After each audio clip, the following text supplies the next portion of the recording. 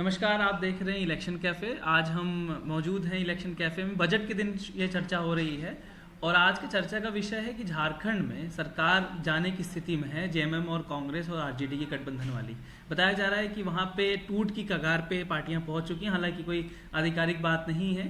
हेमंत सोरेन के इस्तीफे के बाद से नई सरकार को शपथ ग्रहण नहीं दिलाया गया है। इससे कयास बढ़ गए हैं। बाबा, पड़ोसी राज्य का उदाहरण है आपके पास बिहार में, जहां नीतीश कुमार जाते हैं 2 घंटे पहले इस्तीफा देते हैं, फिर 2 घंटे बाद उनको शपथ ग्रहण दिलाया जाता है। उसी के पड़ोसी राज्य में ये राजनीतिक घटना हुई जहां 24 घंटे बाद भी मुख्यमंत्री को मिलने का समय नहीं दिया जाता। हालांकि रिकॉर्डिंग होते समय मुख्यमंत्री को मिलने का समय दिया गया है, लेकिन शपथ ग्रहण का नहीं। तो सबसे बड़ी बात यह है कि ये एक ऐसा मुद्दा है जिसपे की चर्चा होनी चाहिए। जैसा आपने कहा कि बिहार में आनन फानन में सब कुछ करा दिया गया, एक सरकार गिर जाती है, वही मुख्यमंत्री दोबारा से शपथ लेते हैं, 2 नए सहयोगी दल आ जाते हैं, 2 डिप्टी सीएम की भी शपथ होती है और कुछ और मंत्रियों की भी। झारखंड में स्थिति इसलिए बदली हुई है कि शिबू सोरेन को ईडी ने गिरफ्तार कर लिया, उनको कोर्ट में पेश किया गया, लेकिन शिबू सोरेन ने उसके पहले नई सरकार के लिए पूरी तैयारी कर रखी थी।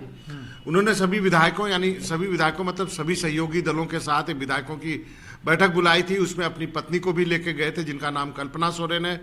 कहा गया था कि भाई कल्पना सोरेन ही उनकी उत्तराधिकारी होगी, झारखंड की अगली मुख्यमंत्री होगी। बाकी उन नेताओं, उसमें से कुछ नेताओं से हमारी बातचीत हुई, उनको भी कोई आपत्ति नहीं थी, क्योंकि कल्पना सोरेन जो है वो पढ़ी लिखी महिला है, वो इंजीनियर है, वो MBA उन्होंने किया हुआ है। झारखंड में रांची में वो स्कूल चलाती हैं। उनके लिए एक सीट भी, विधानसभा की सीट भी खाली करा ली थी हेमंत सोरेन ने। लेकिन शायद हेमंत सोरेन को मालूम था, उन्होंने प्लान बी भी तैयार किया हुआ था। उन्होंने 2 चिट्ठियों पे साइन कराई थी अपने विधायकों की। ये चलाकी है। ये देखिए कितना शार्प आदमी है वो।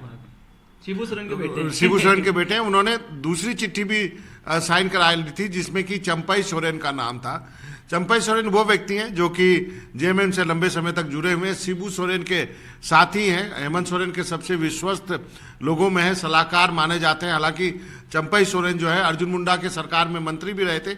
उन्होंने अपनी पॉलिटिकल जीवन की शुरुआत निर्दलीय विधायक के रूप में की थी, बाद में जेएमएम में शामिल हुए, लेकिन एक बार जो है वो अर्जुन मुंडा की सरकार बनी तो उसमें भी मिनिस्टर थे। और उसके बाद जब वो सरकार गिरी थी, उसमें राष्ट्रपति शासन लगा था, हेमंत सोरेन उसके बाद मुख्यमंत्री बने थे, तो चंपई सोरेन उसमें भी मंत्री थे। उसके बाद से लगातार 5 बार से सरायकेला से विधायक है।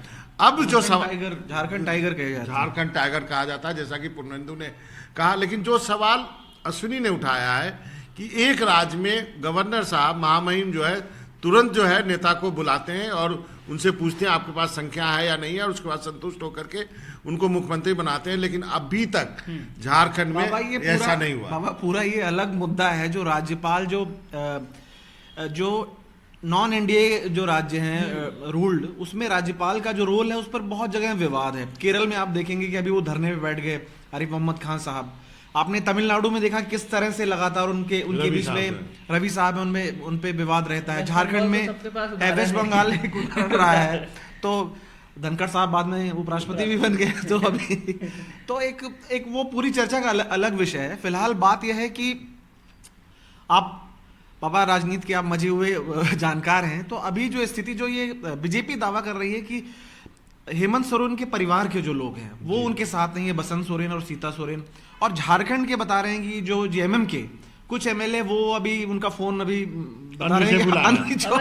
ये क्या कहानी बाबा, ये क्या कहानी है इस चीज में? बाबा, एक मजेदार चीज अभी जो देखने को मिली है, पत्रकारों से ज्यादा जानकारी निशिकांत दुबे को पता है। निशिकांत दुबे हैं भाजपा के सांसद और वो बहुत तेज नेता है, देवघर के सांसद हैं और बहुत तेज नेता हैं। सोशल मीडिया पे एक्टिव होते हैं, पार्टी के लिए चंदा भी अच्छा सा इकट्ठा करते हैं। और उन्होंने भाषण भी दिया था जेडीयू को लेकर। नहीं, संसद में जो कांग्रेस के खिलाफ जो सबसे ताकतवर जो हमला मुखर है अब वो है निशिकांत। अब इन दोनों का सवाल का जवाब मैं देता हूँ। देवघर से आते हैं निशिकांत दुबे। देवघर जो बिहार झारखंड के लोग हैं वो जानते हैं, भोले बाबा का मंदिर है, सब लोग वहां जाते हैं। दूसरी बात, अब स्थिति क्या है झारखंड में? क्यों नहीं चंपई सोरेन को शपथ दिलाई जा रही है? ये एक बड़ा सवाल है। कानून नियम के अनुसार उनको शपथ दिला दी जानी चाहिए थी। एक पुनेंदु ने एक बात का जिक्र किया कि क्या सोरेन परिवार में खटपट है। हम आपको बताना चाहते हैं, मैं आपको बताना चाहता हूं कि सोरेन परिवार में खटपट है और खटपट की वजह है सीता सोरेन, जो दुर्गा सोरेन की वाइफ है, जो उनकी वो नहीं रहे। अब वो 3 बार की विधायक हैं, वो दिल्ली में है, कल वो दिल्ली में थी। और दूसरे भाई जो है बसंत सोरेन, वो भी जो है वो चाहते हैं कि तुम अपनी पत्नी को क्यों बना रहे हो, कल्पना सोरेन को क्यों बना रहे हो, हमें क्यों नहीं बना रहे हो। यदि तुम्हारा हक है तो परिवार के होने के नाते मेरा भी हक है। अब यहाँ पे दिक्कत ये आ गई कि ये बात हेमंत सोरेन को भी मालूम था कि सीता सोरेन जो है वो दिल्ली में है। तो दिल्ली में होने का मतलब क्या है? दिल्ली में होने का मतलब है कि आप बीजेपी के नेताओं के साथ संपर्क में हो सकते हैं। निशिकांत दुबे ने दावा भी किया था। हालांकि आज वो वापस चले गए बाबा, आज बताया गया कि वो वापस चले गए। तो ये इसको देखते हुए हेमंत सोरेन ने प्लान भी किया था कि यदि आप चंपई सोरेन, मतलब हेमंत सोरेन के राजनीतिक दूरदर्शिता की आपको दाद देनी पड़ेगी कि वो आदमी देखने में वैसा नहीं लगता है कि इतना पॉलिटिकली शार्प होगा, लेकिन उस आदमी ने प्लान बी भी बना रखा था कि यदि हमारी भाभी ने आपत्ति की और उसके जरिए यदि बीजेपी ने जेएमएम को तोड़ने की कोशिश की, तो उन्होंने कहा कि ठीक है, जो सबसे सीनियर आदमी है, जो मेरे पिता का दोस्त रहा है चंपई सोरेन, उनको भी मैं जो हस्ताक्षर करा लेता हूं और जरूरत पड़ी तो वही चिट्ठी लेकर के जाएंगे। बाबा देखिए, एक चीज इसमें यह भी है कि 47 टोटल गठबंधन में इनके पास विधायक हैं, और कांग्रेस, आरजेडी और जेएमएम को मिलाकर, लेकिन उसमें से 43 का साइन है। तो ये भी है डाउट है कि 4 क्यों। तो बताया गया कि बीमार हैं वो। उसके बाद ये बताया गया कि सीता सोरेन के समर्थन में 5 से 6 विधायक हैं, उनके भाई के समर्थन में ज्यादा सांसद है। और मजेदार बात ये, अगर आप हेमंत सोरेन का लेटर देखें, हेमंत सोरेन ने लास्ट में लिखा हुआ है कि पिताजी और माताजी जिनकी तबीयत खराब है उनका ध्यान रखें, और मेरे भाई की भी मेरे भाई का ध्यान रखें। मतलब अपने भाई को छोड़ के गए थे कहीं ना कहीं कि भाई कहीं ना कहीं वो इमोशनल होकर भाई के साथ रहेगा, लेकिन अभी तक के घटनाक्रम पे ये लग रहा है कि शायद वो दूर हो सकते हैं। आपको लगता है कि दूर हो पाएंगे? देखिए, जो सबसे पहले स्थिति तो जो है वो गवर्नर हाउस से क्लियर होनी चाहिए, क्योंकि ये जो कंफ्यूजन की स्थिति बनी हुई है झारखंड में, वो इसके वजह से ही बनी हुई है। यदि होता क्या नियम ये है कि यदि कोई कोलिशन है और वो अपना नंबर लेके जाता है, यदि गवर्नर उससे सेटिस्फाइड होते हैं तो जो है उनको कहेंगे कि आप कहेंगे कि आप बनिए और हाउस में जाके साबित कीजिए। जो गिनाने की बात जो है वो अब उसको सुप्रीम कोर्ट ने नहीं माना है कि आप परेड करा दें। मुंबई केस में एक फेमस जो है सुप्रीम कोर्ट का जजमेंट है, वो नहीं माना जाएगा। तो यहाँ पर कंफ्यूजन पहले गवर्नर हाउस से दूर होना होगा, उसके बाद ही कुछ हो पाएगा। अच्छा बाबा, इसमें यह भी है कि चंपई सोरेन के नाम पे भी कुछ आपत्तियां ये आ रही हैं कि जेएमएम के जो खासकर बताया जा रहा है, परिवार के लोगों का ही कहना है कि जो जेएमएम का स्ट्रांग होल्ड है वो संथाल परगना है, और ये सरायकेला से विधायक है। तो उनको कहना था अगर बनाना ही था तो कोई अपना जो स्ट्रांग होल्ड है उस एरिया के किसी विधायक को बनाते तो ज्यादा बेहतर होता। मतलब हेमंत सोरेन की चॉइस पे भी सवाल उठाए जा रहे हैं। दूसरी चीज इसमें यह है कि इतनी तेज राजनीतिक जो हलचलें देश में बढ़ रही हैं, आए दिन सरकारें गिर रही हैं, मुख्यमंत्री और विपक्ष के नेता जा रहे हैं, इससे भी एक सवाल ये उठ जाता है कि होगा क्या। अगले 3 महीने बाद चुनाव है, सरकारें तो ठीक है, लेकिन 3 महीने बाद चुनाव में क्या एक तरफा मुकाबला ही हो जाएगा या कोई बचेगा भी? ये एक बहुत अच्छा, बहुत महत्वपूर्ण सवाल है। अब इस पे चर्चा करते हैं। पहले चर्चा ये करते हैं कि जो है झारखंड में जो आपने कहा कि उस क्षेत्र का बनाना चाहिए, लेकिन ट्राइबल तो है ना भाई, सोरेन टाइटल तो है ना उसमें। अब एक क्या सबसे बड़ी बात यह है कि जो आप दोनों ने कही कि क्या कोई विपक्ष की सरकार बचेगी भी इस देश में या नहीं बचेगी। आपका इशारा चंडीगढ़ में जो हुआ मेयर के पोल में, वो तो खुले मतलब जो मेयर के चुनाव में जब ऐसा हो सकता है। और कल उसको लेकर के बाबा देखिए, केजरीवाल मौके की तलाश में थे और बीजेपी ने चंडीगढ़ के बहाने उनको कोई मौका दे दिया है। उस पार्टी की इमेज आप याद करिए, जब सरकार में आने से पहले क्या थी, कोई ऐसा दिन नहीं होता था दिल्ली में कोई आंदोलन नहीं होता था। अभी उन्होंने बीजेपी मुख्यालय का घेराव करेंगे जिसमें अरविंद केजरीवाल भी खुद रहेंगे और भगवंत मान भी रहेंगे। तो बहुत दिनों बाद इनको एक बड़ा मौका मिला है, और वो कहीं ना कहीं आप ये मानेंगे कि लोग इस मामले में, लोगों को लग रहा है कि हाँ, कुछ जो प्रिसाइडिंग ऑफिसर थे उन्होंने कुछ गलत, कम से कम परसेप्शन में, क्योंकि वहां पे क्या है वो तो जांच में, अब हाईकोर्ट में मामला है, हम उस पर अभी टिप्पणी नहीं करेंगे। नहीं, जो वीडियो में दिख रहा है उससे लग रहा है, और परसेप्शन में लोगों की राय है कि हाँ भाई ये गलत हुआ है। हाँ, तो गलत हुआ है। यहाँ पे भी तो जो तटस्थता अभी तक देखी गई है राज्यपाल के द्वारा या भाजपा के द्वारा, वो ये दर्शा रही है कि कुछ तो मामला है क्लियरेंस कहीं से नहीं मिल रहा है, इसलिए न्योता नहीं दिया जा रहा। अच्छा बाबा देखिए, वह नहीं, सबसे पहले झारखंड में 26% से ज्यादा ट्राइबल वोटर है। हाँ, एक यदि केजरीवाल की बात आई तो वहाँ पे एक इन्फॉर्मेशन दे देते हैं कि केजरीवाल जी को कल फिर शायद ईडी सम्मन भेजने वाली है, ये खबर बुलाया गया है 11 बजे कल बुलाया गया है।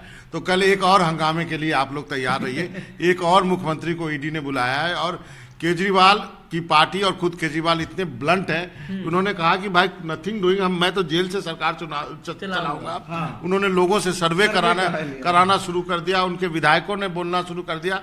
वो हेमंत सोरेन की तरह वो है, इस गिरफ्तारी के पहले कोई वो इस्तीफा देने वाले नहीं। एक चीज आपसे जो पूछना चाहूंगा, क्योंकि देखिए हेमंत सोरेन भी चाहते थे सरकार चला सकते थे, लेकिन कल कुछ लोगों ने तर्क दिया कि हेमंत सोरेन ने गिरफ्तारी से पहले इस्तीफा क्यों दिया, वो चाहते थे इस्तीफा ना ही देते। आपको क्या लगता है, क्योंकि कुछ लोगों का ये कहना है अगर इस्तीफा ना देते तो सेंट्रल गवर्नमेंट के पास चारा मिल जाता कि ये बताती थी कि सरकार राज्य में ठीक नहीं चल रही, तो प्रेसिडेंशियल रूल लगाना उसके लिए बहुत ईजी हो जाता। क्या आपको लगता है ये कारण है इन्होंने क्योंकि हेमंत सोरेन चाहते तो नहीं भी इस्तीफा दे सकते थे, क्योंकि एक ही दिन की डिमांड मिली है, वैसे भी कहीं ना कहीं रिलीज हो सकते थे 6 महीने में, 3 महीने में हो सकते थे। लेकिन जो बात आपने कही वो बात सही है, उन्होंने अपने जितने भी कानूनविद है उनसे सलाह मशविरा करने के बाद ये कदम उठाया है कि सेंट्रल गवर्नमेंट को वहां पे किसी भी हालत में 356 लगाने का मौका ना मिले। लॉ एंड ऑर्डर, अच्छा इसलिए मैं आपको बताऊं, मेरी जो वहां के नेताओं से बातचीत थी, उन्होंने कहा कि हमने ये तय किया है कि कहीं भी हिंसा की घटना ना भड़के। यदि कुछ जो अरेस्टिंग होती है उसके बाद बहुत सारे लोग मौजूद थे, लेकिन अभी तक वहां पे कोई भी आपने हिंसा की कोई तोड़फोड़ की खबरें नहीं आ बाबा नहीं। ये जो सवाल पे हम लौटते हैं, अपना जो एक मूल सवाल है कि 26% से ज्यादा वहां पर ट्राइबल वोट ये ठीक है, एक सबसे बड़ा वोट बैंक है और उसको बीजेपी भी मानती है। उन्होंने रघुवर दास को बनाने के बाद कहीं ना कहीं उनको शायद पछतावा भी हुआ होगा। फिर बाबूलाल मरांडी की वापसी हुई, उनकी पार्टी का मर्जर कराया, अभी वो पार्टी वहां देख रहे हैं जो कि ट्राइबल समाज से आते हैं। इस घटना से जो जेएमएम समर्थक हैं या जो विपक्ष के लोग हैं, जो केंद्र में जो विपक्ष के लोग हैं, उनको लगता है कि इससे सिंपैथी मिलेगी हेमंत सोरेन को, और जो ट्राइबल कम्युनिटी है उसका जो झुकाव है वो, क्योंकि उसमें क्या होता है वो पीड़ित के तौर पे सामने आएंगे, लोगों की सहानुभूति उनको मिलेगी। इसी में जोड़ दूं, क्योंकि ये भी कहा गया कि झारखंड में ट्राइबल्स जो अलग अलग पार्टीज, छोटी छोटी पार्टी, सामाजिक संगठन, वो प्रोटेस्ट भी कर रहे हैं, बंद का आह्वान। आपको लगता है सिंपैथी फैक्टर कहीं काम आएगा? जरूर काम आएगा। राजनीति में यही सब चीज तो काम आता है, और बीजेपी को ये सोचना होगा कि क्या बीजेपी इस वक्त जबकि अब वो लोकसभा चुनाव होने ही वाले हैं 2-3 महीने में, क्या आदिवासी समाज को नाराज कर सकती है? क्योंकि हेमंत सोरेन एकमात्र आदिवासी नेता हैं, मुख्यमंत्री हैं वहां पर अभी, जो कि, और उसके बाद पूरा संथाल परगना का इलाका जो है, क्या वो इतना रिस्क ले सकते हैं? क्योंकि अब देखिए, मुझे आप दोनों आंकड़े जानते हैं, मुझे बताइए कि 14 में से 12 सीटें हैं ना? हाँ, लोकसभा में। तो और कितना चाहिए होगा? 14 में से 14? जी अगली बार बाबा 14 में 14 भी चाहिए, और फिर अगली सरकार चाहिए। आप जानते हैं कि जो इस तरह के स्टेट्स होते हैं जहां पे मिनरल्स, माइनिंग और ये है, नहीं तो अगली सरकार चाहिए, अगली सरकार चाहिए, तो अगली सरकार के लिए तो इसी साल नवंबर में तो चुनाव होने वाले हैं। और मुझे लगता है ना कि लोकसभा ज्यादा, मुझे लगता है राज्य के खनिज जो है ना, उस पर ज्यादा ध्यान होता है पार्टियों का। नहीं, पार्टियों का ध्यान होता है, लेकिन मैं कहता हूँ ऐसी क्या मजबूरी है? अभी तो इतने 4 साल भी तो आप रुके थे ना। नहीं, वो देखिए परसेप्शन में लोगों के दिमाग में डेंट करना चाहते हैं कि भैया ये आपका खजाना लूट रहे हैं, जैसे कि सोर्सेज के थ्रू खबरें आ रही हैं कि जो सरकारी जमीनें है उसको उन्होंने 100 करोड़ करने की कोशिश की है, उसमें घोटाला किया है।